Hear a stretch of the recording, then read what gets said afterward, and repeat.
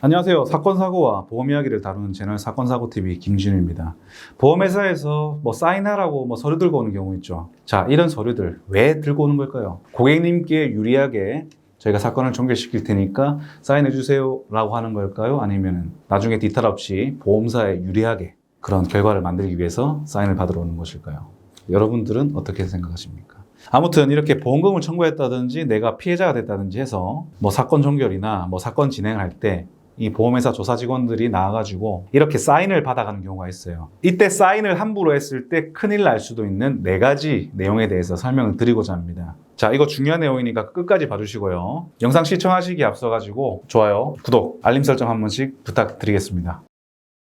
자, 첫 번째는 부재소 합의에 대한 내용이고요. 두 번째는 이제 면책을 동의한다라는 내용인데요. 이 두 가지는 보통 이게 세트로 묶여갖고 오기 때문에 제가 묶어서 설명드리겠습니다. 자, 예를 들어 볼게요. 암 진단을 받았다고 가정을 해봅시다. 자, 그렇게 해서 만약에 암 진단비 5천만 원을 우리가 청구했다고 가정을 해보겠습니다. 5천만 원이면 고액의 보험금이거든요. 무조건 조사가 나오신다고 보시면 돼요. 그런데 조사를 하고 보험회사에서 이거는 암에 해당하지 않으니까 보험금을 못 주겠습니다 라고 하는 경우가 있죠. 그때 그냥 보험회사에서 그냥 보험금을 안 주면 되는 거 아닌가 생각이 들 수도 있는데요. 하지만 보험회사에서는 서류를 한 장 들고 오죠. 요거는 이제 지급되지 않는다는 거 이제 본인께서 동의하시고, 요게 이제 면책에 대한 동의를 얻는 내용이고요. 그리고 그 밑에는 이런 문구가 또 달려 있습니다. 이번 청구권에 대해서 더 이상 민형사상 책임을 묻지 않겠다, 소송을 제기하지 않겠다, 이런 내용인데요.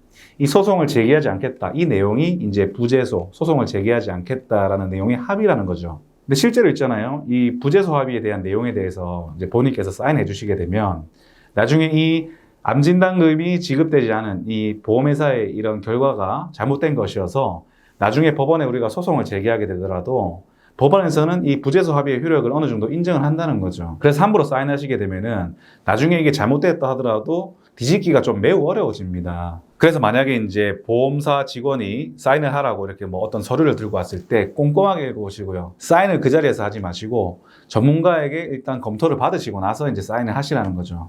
이 사인을 잘못해줬다가 돌이킬 수 없는 그런 결과가 나올 수도 있으니까요. 이상하죠? 보험금 안 주려면 그냥 안 주면 되잖아요. 근데 왜 이런 사인을 받아갈까? 보험회사에서는 다 전략인 거죠. 그래서 되게 매뉴얼적으로도 잘 돼 있어요.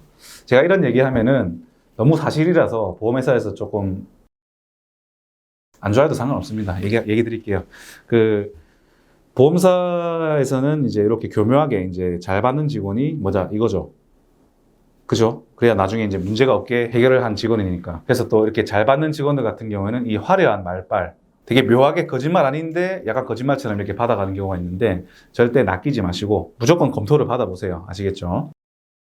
이제 세 번째로 뭐가 있냐면은 의료자문 동의서입니다. 법이 바뀌어가지고 이제는 환자의 이런 의료 기록들을 가지고 우리가 병원에 이런 전문의들한테 자문을 보낼 때 의료자문 동의를 받아야 돼요. 자, 근데 이 동의라는 게 있지 않습니까? 동의를 해주면은 보험회사 입맛에 맞는 결과가 나와요. 보험회사가 의료자문을 왜 하겠어요? 만약에 암 진단비인데 이게 암이 되냐 안 되냐, 아니면 안 주면 되죠.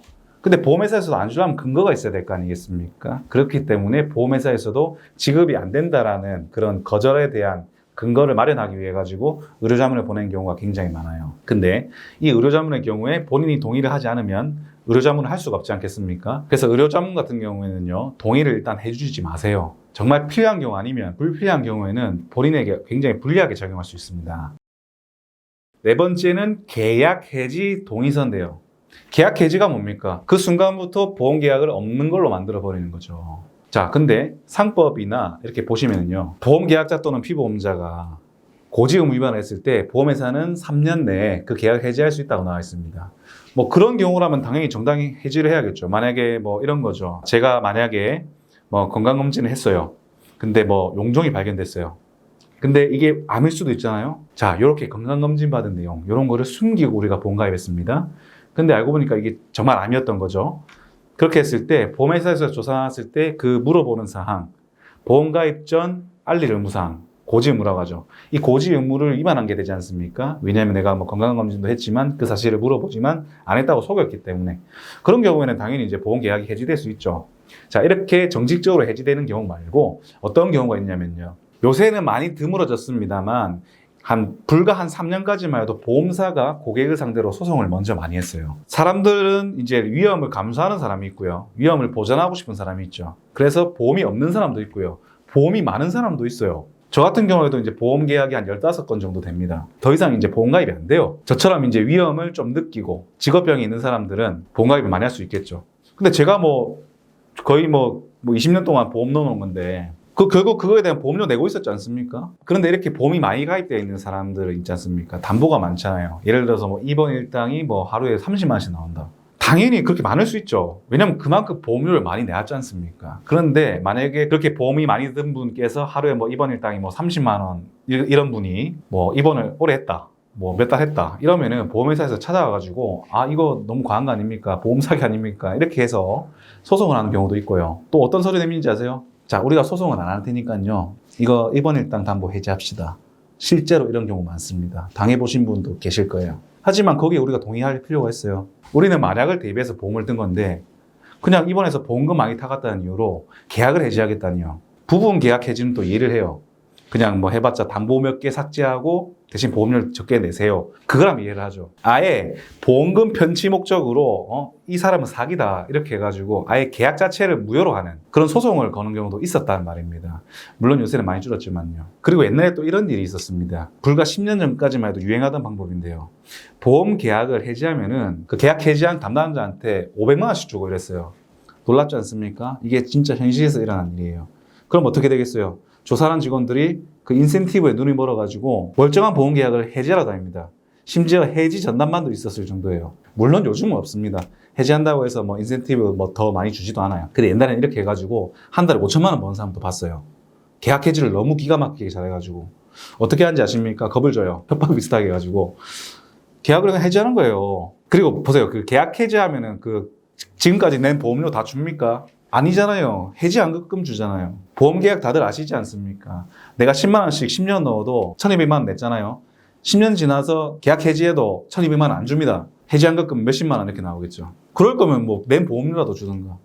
무튼 내가 유지하고 싶은 계약이 있을 때 이 보험 계약 자체를 해지한다는 거는 굉장히 불리한 내용이기 때문에 절대 사인하시면 안 돼요. 물론 이 내용이 제가 진짜 보험금 편취하려는 이 보험 사기꾼들을 옹호하는 영상이 절대 아닙니다. 오해하지 마시고요. 저처럼 실제로 살면서 리스크를 조금 느끼기 때문에 보험가입이 많이 돼 있는 사람이 이제 이런 취급을 받으면 안 된다는 거죠. 아무튼 결론적으로 이렇게 해지 동의서 요거는 절대 동의하시면 안 됩니다. 물론 명백한 이유가 있는 경우를 제외하거든요. 자, 그래서 오늘 이번 영상에서는요, 부재소 합의, 그리고 면책 동의, 의료자문 동의, 계약 해지 동의, 이 4가지에 대해서 알아보았습니다. 사인하시기 전에 꼭 전문가의 검토를 받아보시기 바라고요. 예, 오늘 영상 여기까지고요. 영상 시청해 주셔서 감사드립니다. 이 영상이 도움이 되셨다면 좋아요, 구독, 알림 설정 하셔가지고 계속 무료로 사건사고TV를 시청해 보세요. 감사합니다.